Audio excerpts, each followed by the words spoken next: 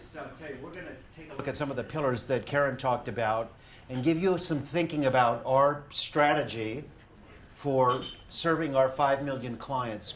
But just a couple highlights for what's happened in 2013. We reached some milestones. And I want to put this into context. Does anybody know the population of Georgia, just roughly? 11.5 million. 11.5. Wikipedia said 10, but maybe it's grown since then. And, 4 days ago. Yeah, just happened recently. And the reason I mention that is that sometime by the end of December, we will have currently financed 3 million micro-entrepreneurs, active loans out to 3 million micro-entrepreneurs around the world. And we usually use a multiplier of 5 members in a family. Multiply 3 million by 5, that's 15 million people that we're impacting around the world strictly with just our lending. So you got to throw in Alabama, which is about 5 million. So it's Georgia and Alabama together. If you think about that, the total population in some way, shape, or form through simply us lending to entrepreneurs who are helping their families escape poverty. That's the impact of opportunity on a snapshot by the end of 2013. One other number, population of Atlanta Metro. 5. It's 5 million. It's right about 5 million. Sometime by the end of this year or early into 2014, we will be insuring 5 million individuals with a different type of microinsurance. That's the type of impact that we're having, and it's a bit like a flywheel. Since 1971, we found a way to help people work their way out of poverty, not only work their way out of poverty, but provide financial services to them that keep them from slipping back into poverty when crises hits. And that's why we do insurance. So a couple of highlights for the year. The big highlight, of course, was the hiring of Vicki Esquerra as our CEO. Our board did an outstanding job. None of our previous presidents would have said, "Hey, Bill," I guarantee that. So I'm so proud of Vicki for doing that. So that was really exciting. So let me introduce our panel. It's a distinguished panel of experts. David Simms is our chair of our international board. He's our chief strategy officer. He's been with Opportunity a long time. He's going to talk a little bit about technology. David told me that he had a computer when he started. It was called an Etch-a-Sketch. It had 2 dials.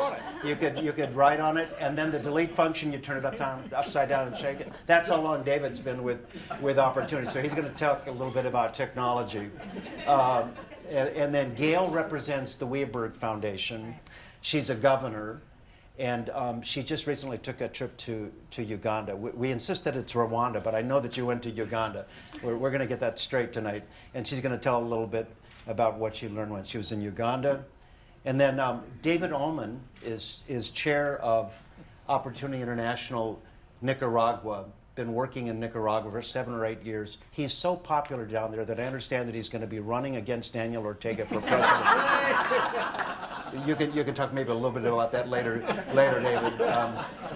All-man doesn't translate into Spanish real well, but El Hombre works really well. So the man, that's going to be his name down in Nicaragua when he runs for president. Okay, so Becky. Becky's chair of Opportunity International's Education Finance Task Force. She's going to share about some of our plans to expand our work in serving children through our schools. And then finally, Tom Skelton, who's been around for a long time as well. Tom's been started businesses, been in business, and I think you have the patent on the abacus. Was the first software thing that you came up with, Tom? Anyway, I better move on and get to some of the good content. So I want to pose a question to David. David, when you started, I mean, computers were just getting going, and now Opportunity is really using technology in a very profound way. Can you tell us the way that Opportunity is using technology to serve our clients? Yeah, I'd be delighted to, because it's one of the things I'm most excited about. And Dennis was teasing me about the Etch-a-Sketch. The truth is, I have the distinction of graduating from Harvard Business School in 1983, which was the last year without PCs. They introduced in the fall of that year. So I actually can go back to when there was no technology. And as we think about our mission, and Vicki read the vision for you, if we really want to create a world where there's the opportunity for people to live free of poverty with dignity and purpose, then technology has to be the core way that we go about reaching to them. You saw some of the things on the video, but there's sort of 4 key themes that if you think about what that means for us and fulfilling our mission, that we have to figure out how do we get closer to our customers. Now, for a bunch of us that have been around for a long time, when you go in the field and you ask a client, how do you get to a bank branch? It involves hours of time. It involves taking a bus or some sort of other transportation. It is not downtown Atlanta where I'm sure, like my home in Philadelphia, you can't walk 100 yards without passing 6 bank branches. That isn't the world our clients live in. They don't have access to any kind of banking. So we have to find ways that we get closer to our clients. And technology, in particular cell phone technology, gives us the ability to do that. We've talked a little bit already tonight that if we really want to reach the depth of people in the world that are deepest in poverty, we have to reach the rural poor. So that's wider. So not just deeper, but wider. How do we touch the people that are on the outskirts of where they can reach, where they can be reached? So whether it's cell phones, whether it's the mobile vans that you saw in the video, that's critically important for us to actually figure out how do we reach more widely in the countries where we want to go. We have to find ways that we can do this also where we're helping clients do it more safely. Anybody want to be carrying cash around in the developing world? Oh, wait a minute. How come nobody wants to carry cash? So we have to use technology in the biometrics that you saw. Maybe you couldn't tell what it was, but when people are using their fingerprints, or if you had a card in our bank in Malawi, and we have a former board member here, you'll hear about from later tonight, Jim Bergman, that biometric technology means that we can do this more safely as well. So some of the key themes for technology and why I'm so excited about our ability to use technology to make a difference is it's anchored in our mission, and it's just going to create a whole different way of serving these 20 million by 2020. Great, thank you, David. Hopefully by the end we'll have a chance to direct some questions from the audience, and if you have some questions about technology, David's the guy to ask. So I'm going to turn to Gail next. You just recently took a trip to Uganda. Can you tell us a little bit about it and what struck you about the way we're working with our clients there? Yes, I can. First of all, I want you to know this is a timer. I'm not going to check my emails. Well, yes, I'm here representing the Weberg Foundation, and the mission that John and Jackie Weberg have had is to help the most poor in the world. And toward that end, this year, we decided to support technology because we know what a huge impact it has, and agricultural microfinance. Specifically, we're supporting cocoa and coffee farmers, by the way, products we love, in Ghana, Malawi, and Uganda. And I had the great privilege last month to go to Uganda and spend 5 days with John Magnay, who was in the video. And I met a couple of people in that video. It was really fun to see that. He is an extraordinarily unique and talented treasure for Opportunity International. He's a Brit. He grew up on a farm in England. After he went to college, he moved to Uganda, and he's lived there 35 years, ever since the Idi Amin regime up to today. And he is the most knowledgeable person about agriculture in Africa. And here he is. A couple of years ago, he divested himself of his successful businesses, and he was presented with a challenge by Opportunity. Could he find a way to solve this issue about how to deliver loans to farmers? They don't really fit the traditional lending model of savings groups because they only get 1 or 2 paydays a year. And when their crops are harvested, they're really in desperation mode. They're in remote areas. They don't have access to services, to transportation. So if a buyer walks up to them with cash in hand and offers them a very low price, well, they must take it. It's called selling at the gate, which I learned in Uganda.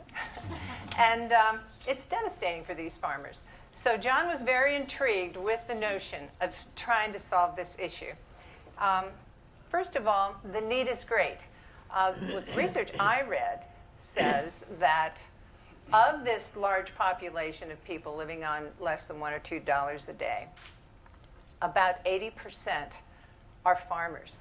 So the need is huge. And solving that problem is a big step toward helping the most poor in the world. So John explained to me that it doesn't really take that much. It's a more sophisticated loan, and it requires a lot of different kinds of expertise. So with all of these contacts John has, he has found organizations to partner with Opportunity to provide additional services, things like the education they may need, using technology, and really the most brilliant way. It was mentioned in the video. With a little cell phone, about half the size of this one, they can walk the perimeter of these irregular shaped farms, 1 or 2 acres. They're really kind of like large gardens out in the middle of nowhere, so that they actually know how much area the farmer has. So he knows, well, how much does he need in the way of seed? How much does he need in the way of fertilizer? So he can become more profitable. I saw these farms on Google Maps. They can identify. Now, that's pretty cool. It's really extraordinary to see how much we can do with technology that we couldn't do in the past. With partnering with organizations like Grameen Bank.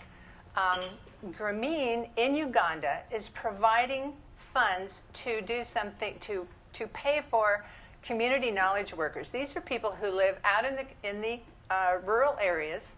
They're typically young people. They're very savvy. They are so good on these little cell phones. With these cell phones, they can have access to scientifically based data so that farmers can get very good knowledge about how to improve their farming methods. They're doing a wonderful study. They have a kind of a refined 17-question questionnaire right on these cell phones where they are getting pre and post data to prove what kind of impact is being made. So this is a very tough thing to do in this area, and they're able to do it. So that with some additional farming techniques, I mean, wonderful things are happening. I just hope that you put agricultural loans on your radar screen and learn more about it. Definitely listen to John Magna. He's terrific. Yeah, he's a great guy. We started 4 years ago. We've already made 140,000 loans to smallholder farmers, and John's been spearheading that for us. It's been really great. Thanks so much, Gail. I know you could. There's a lot more to talk about in a trip to Uganda with John Magna. But let's turn to David Allman. David has. I met David, I think, 6 or 7 years ago, and his theory of change in life was you need to marry the best of community economic development with microfinance, and what you get at the end is going to be better than just one or the other. So David, tell me a little bit about what you mean by that, and when you implemented this on the ground in Nicaragua, what does that look like now? Okay, and I would probably describe it a little more as leveraging microfinance than just a pure merger. And I think the community economic or CED approach can leverage microfinance in a couple of ways. One is just through its access to the organized poor. And they're not just organized, but many of these trust groups, as you've seen described, that are clusters of borrowers, particularly the ones that have been together for several loan cycles, they're not just organized, they're industrious, they're responsible. Leadership evolves from those clusters, and I think CED sees that as a kind of an underutilized asset that we can go to the organized poor and do things within the community that gives us a great starting point. Another point of leverage with a model like CED, a lot of the donors to opportunity. A lot of the donors that have a heart for the poor and the alleviation of poverty are business people that also have a lot of skill sets that they've honed through the market, and they would like to utilize those skill sets through engagement. And CED is also a great broad platform for, just like you're talking about John Gale, how he's saying, okay, I'm a problem solver. I'm interested in this poverty space. Now, how can I get engaged and do that in community economic development? Jim and Sue Heron are in the audience. They're working with us now on an aquaponics, and if you want to know what that is, ask them. But they're exploring that. So a lot of it is leveraging. But poverty is a complex issue. There are many facets to it, many faces to it, and I think the alleviation of it is going to require solutions that reflect that complexity. So just as you talk about the many economic benefits of microfinance, but beyond microfinance, there's small, medium enterprise, right? So, and sometimes beyond lending, there's investment, right? Too much debt is not healthy, just as we've learned with our credit card culture here in America. So, what about an investment model as well? But even beyond the economic benefits, what about the benefits that come from a healthy community? Things like infrastructure. What if you have farmers, but they can't get their crops to the market because of bad roads or access to transportation? What about quality of life issues like water? If you don't have good potable water or poor education, how does that affect your ability to grow economically? What kind of effective ceiling is put on you if you don't address the things in the community that have so much to do not just with quality of life but economic development? So whether it's housing or health care or schooling, all these type of things that are integral to having a flourishing, healthy economy. So we also think these community type of projects are superb tools for developing local talent, leadership, local indigenous leadership.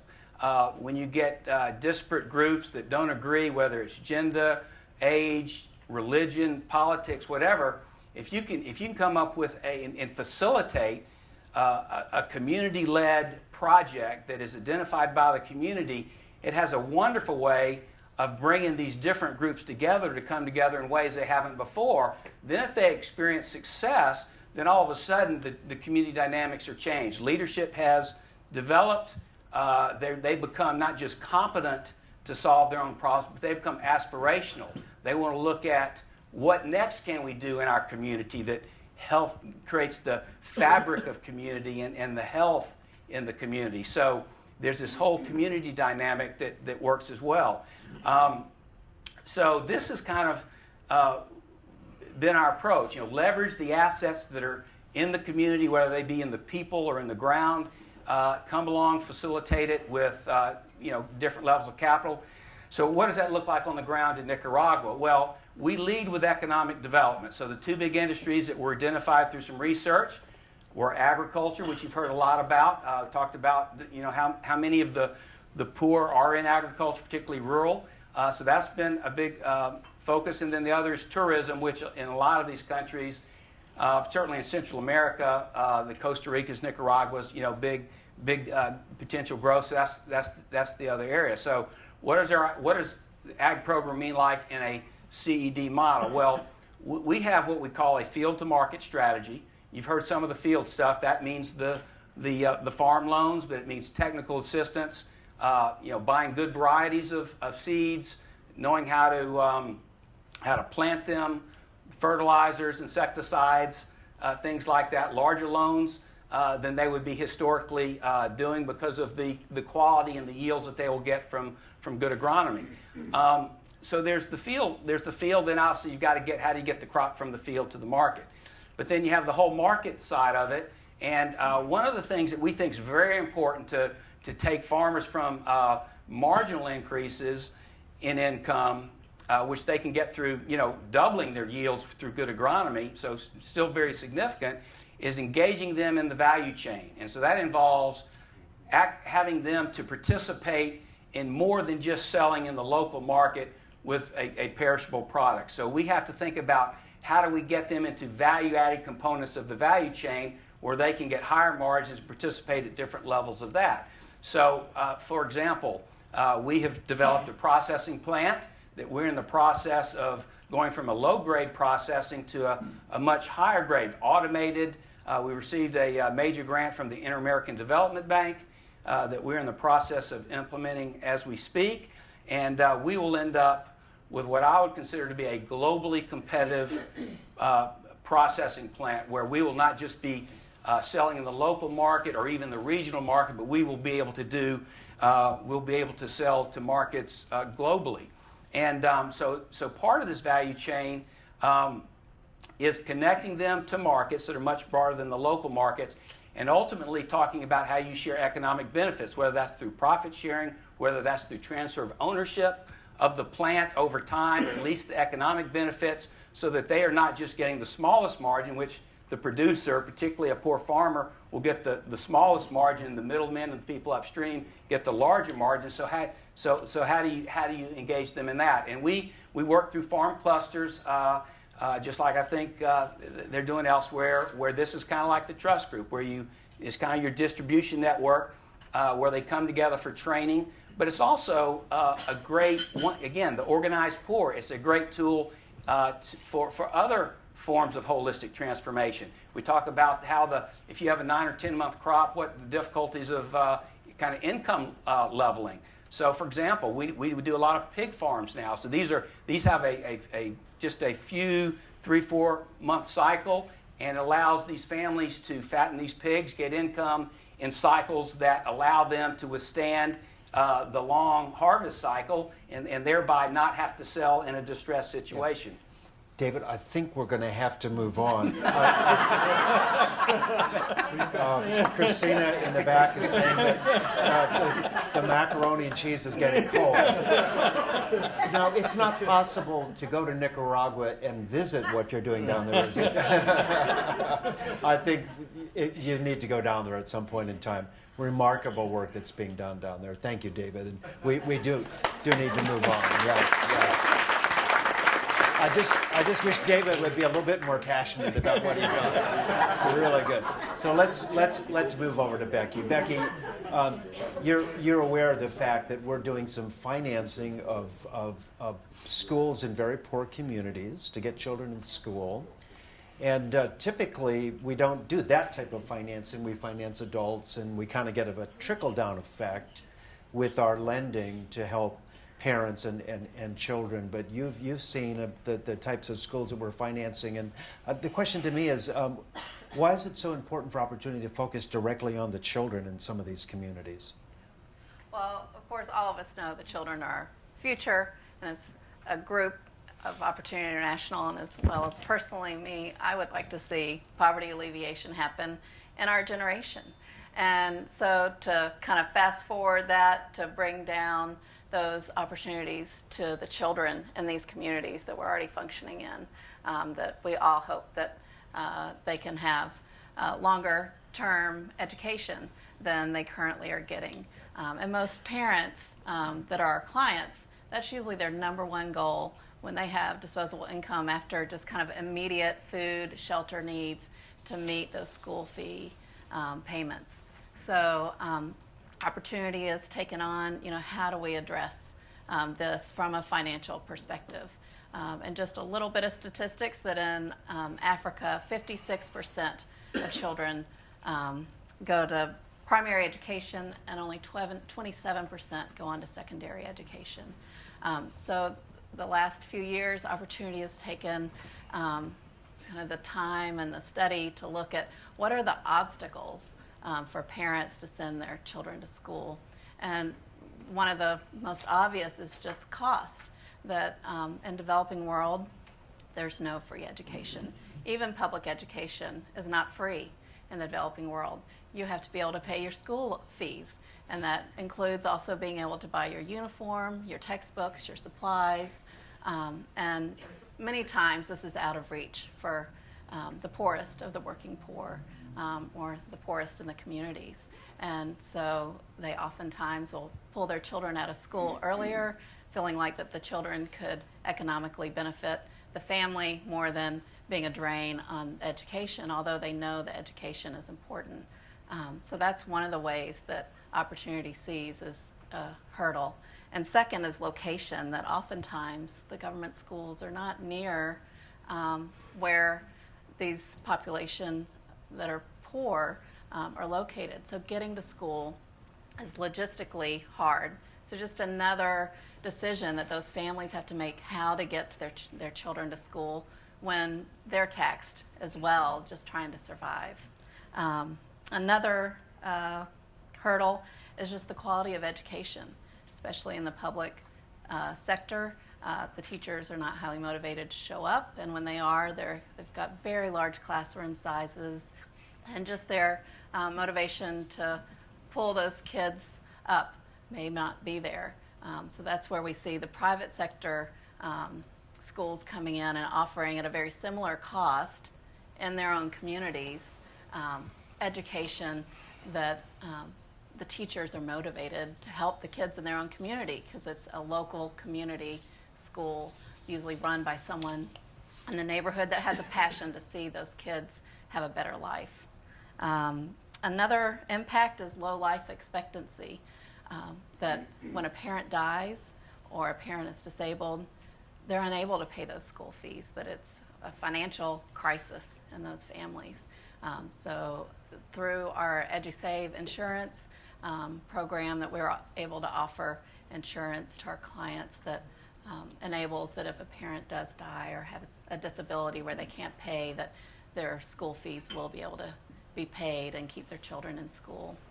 And lastly, just a curriculum disconnect, that oftentimes the parents don't see the benefits of their kids getting that education because they don't see the education preparing them for the jobs that are in their own communities.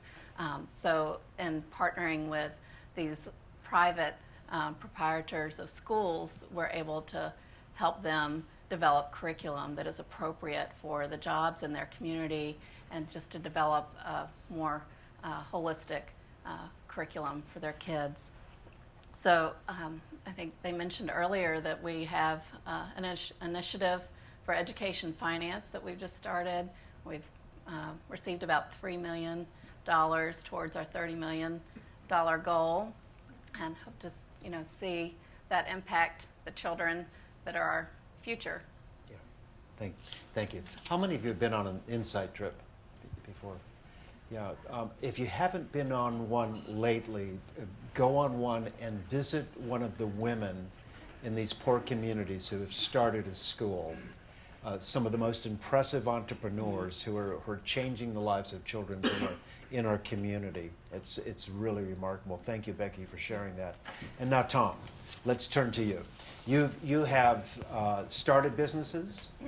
You've managed businesses, you've built leadership teams, you've probably had good leadership teams and some that maybe were not really good leadership teams. We all do that in business. And you know that Opportunity is deeply engaged in trying to develop leaders. We have 17,000 staff now. So how important do you see that, and can you tell us a little bit about what Opportunity is doing in this space? Well, I would contend that this is probably the biggest differentiator for Opportunity from all microfinance institutions over the last 42 years. I go back to mine and Darla's first Insight trip to Dominican Republic 16 years ago. And we'd go to a trust group meeting, and the loan officer was spending a small part of the time collecting that month's or that week's interest and principal. She spent most of her time training. She talked about a different subject every week, whether it was inventory management or budgeting or managing cash at home. But even more importantly, she talks about a lot of the transformative training of what happens in the home. Today, using technology, we've generated over 400 videos that will assist in order to standardize that training, so that when a trust group meets, they have a huge gamut of subjects to draw on. And some of those, get to AIDS prevention, domestic violence awareness, lots of things beyond just the dollars and cents of loans and collecting loans. So last year alone, there was over 1.2 million training sessions for our clients in the field. Now, another level is, in addition to the trust group meetings every week, Malawi ran a pilot last year where they were running a rolling video in the banks. So while people were waiting in line to do business, they were watching a video of one of the training videos or other videos had been developed just for that purpose. That plan was so successful that this year it's being rolled out to Mozambique, Uganda, and Ghana. You can imagine with 17,000 people in the field how much leadership's needed to run this organization. Years ago, when we'd go on an insight trip, we saw primarily expats in the banks, at least in the C levels. CEOs, COOs, head of human resource. Today, it's African nationals. Thanks to the partnership of Credit Suisse, Goldman Sachs, we have another grant in the works now. The company will go unnamed, but it's a large multinational for multi-million dollars over a 5-year period to increase the leadership. So we have an entire leadership development strategy that's rolling out in all the countries where we operate. So 2,300 staff members will be hired over the next 5 years. Think about that. If you're in a company here in the U.S., the amount of training, education, leadership training it takes to prepare that team to run businesses. That's exactly what Opportunity is doing. So I would contend that it's not only a huge differentiator, but it's also developing an infrastructure in these countries. So it's not just the loans and the businesses that are generated, but our employees in the field are making, for the common good, if you will, they're making better communities because of their training, because they're able to influence those around them. So an investment in Opportunity is far more than just investing in loans to be loaned. I would contend that it's helping the common good of every country we're in. Thank you so much. Great. So I'm going to check with our official timekeeper and see if we can take some questions from the audience. Do we have 12 minutes? We have 12 minutes. Okay. So let's open it up to the audience. Do we have some questions for the panel?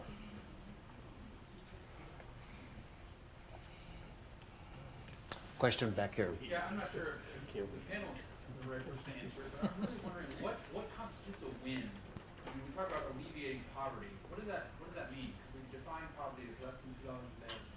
Is it a number that we get to, or is it a situation that's changed? How do we say this is a real win for us? David? Yeah, it's a great question. One of the things that we're spending a lot of time on right now is broadly called social performance management. And one of the key topics is exactly trying to get the metrics about what does success look like. We talk about transformation at Opportunity having 4 dimensions to it. There's an economic, a social, a personal, and a spiritual dimension. And what we're trying to do is to really understand for our clients, what do they define as success? What would they like to see in terms of change in their lives? What would they like to see in change of their future, kids in school? What would they like to see in terms of this dignity and respect and purpose? Vicki gave you the mission statement. So what we're going to do is actually spend about the next 3 months trying to get very, very clear on what are those metrics that we want to track, and then back to my theme of technology, using tablets in the field with our loan officers or cell phones in the hands of our clients. What are those key metrics that we actually want to track? So right now, across much of the globe, we're using a progress out of poverty indicator. So we actually say for a first-time client, what's the level of income in that family? And then over a loan cycle, how does that change? So that's an example of one of the metrics that we'll be using. And success might be different, but we'd ideally like to say what's success look for in the eyes of the client. So what we want to ask is to the client, what does success look like for you?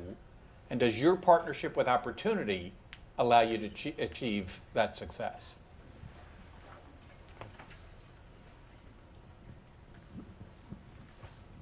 Looking at Africa, where we've, as the West, have put in $1 trillion and seen very little really come out of that. And primarily, as I've traveled around Africa, as I've seen the corruption there. How does Opportunity International and your clients deal with corruption and just those issues in those countries? Maybe I can give a go at that, and then I'll turn it over to David, our expert. But It's because I'm back from Congo, which is number 168 out of 173 on the index. yeah, well, we have an employee code of conduct that we've created over the years, where we have a number of behaviors that we talk about with our employees, what we expect of them, and then they're measured against that. So in terms of corruption, you start in your own family and within your own house. Because we do financial services, from time to time, we will find some of our own employees who have found ways to actually make money that they shouldn't be making in our bank. And so we try very hard to set up systems that risk management systems, risk mitigation systems that work that way. The other thing that we try to do is we have a client bill of rights, which we think is very important for our clients. It's the last bank that I was in Africa a few months ago was in Uganda, in our banking hall. We put it right up in front of everybody. It's a client bill of rights. It's about transparency in terms of interest rates. Is that there's something going wrong in the relationship with the bank, you can talk to the CEO of our bank if you'd like to. So we're trying to model, first of all, to our employees how to conduct our life and our business in a manner that's with integrity. One other story. This is a funny one to me. We opened up a bank in Russia in 1992 in Nizhny Novgorod, and we were actually the first company in all of Nizhny Novgorod, which is about the size of Chicago, 3 million people living there. And we were the first company to actually pay taxes. And the governor of the oblast said, we just can't believe this. We've never had a company actually come in and pay the taxes. And so we were just trying to operate the way that we would like to operate as a company. And we wanted to model that both to our employees and then to our clients who also operate business. So I think it's who you are and how you deal with people on a day-to-day basis that can be very potent in the life of people and in the life of a country. Yeah.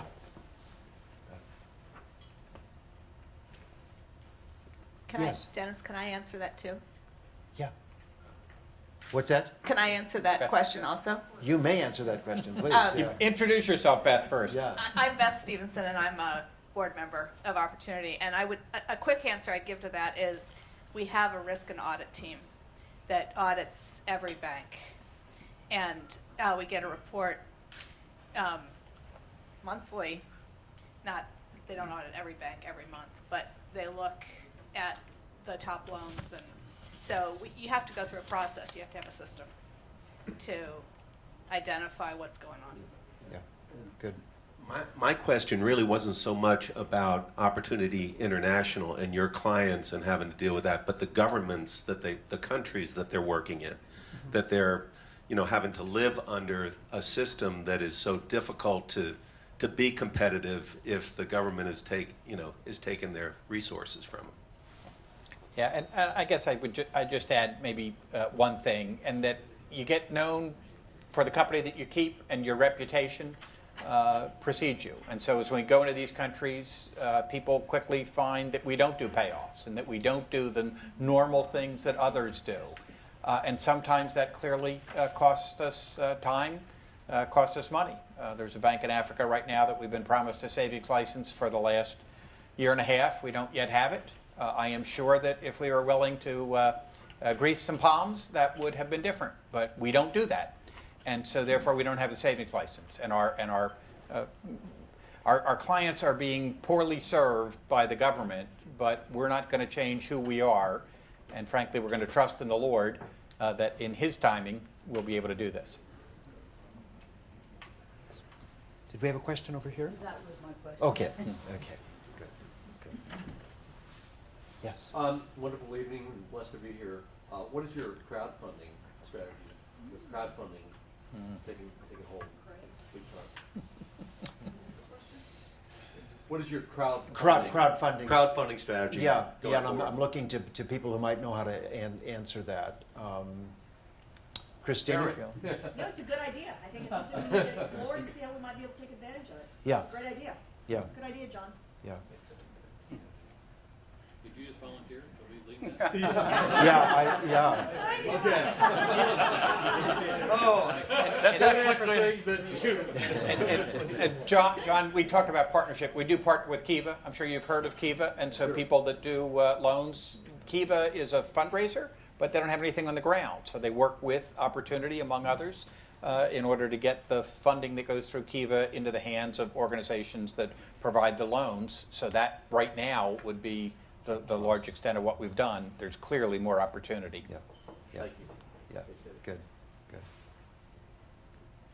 And we will be asking the crowd to give a donation to that, so that's part of our crowdfunding strategies.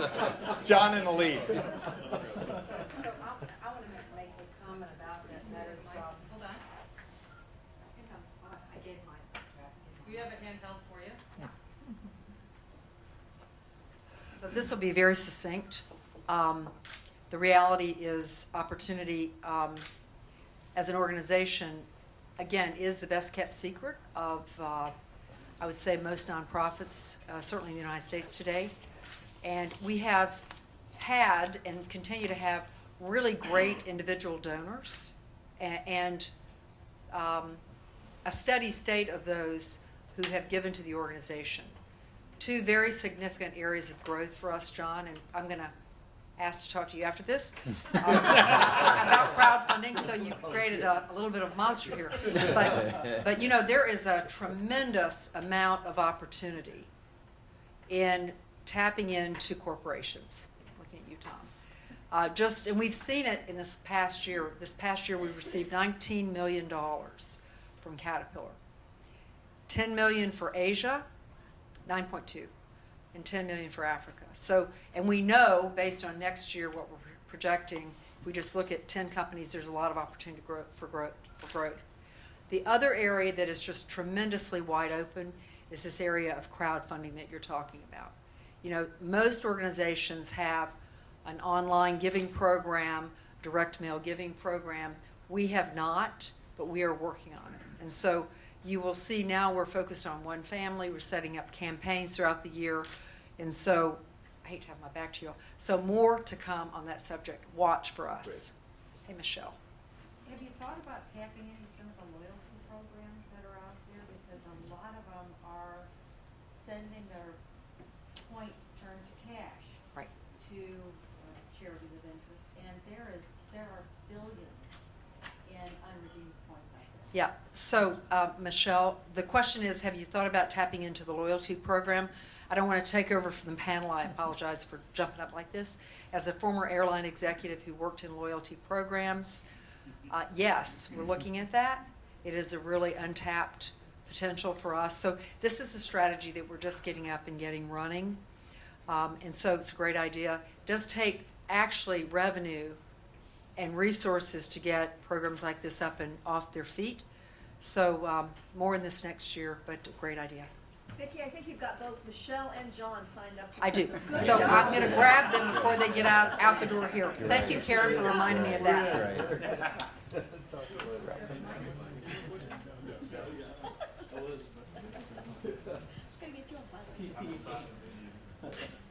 One last question do we have? Okay, if there are no more questions, first of all, I want to say thank you so much to the panel. Great job. And then I'd like to turn it back to Karen.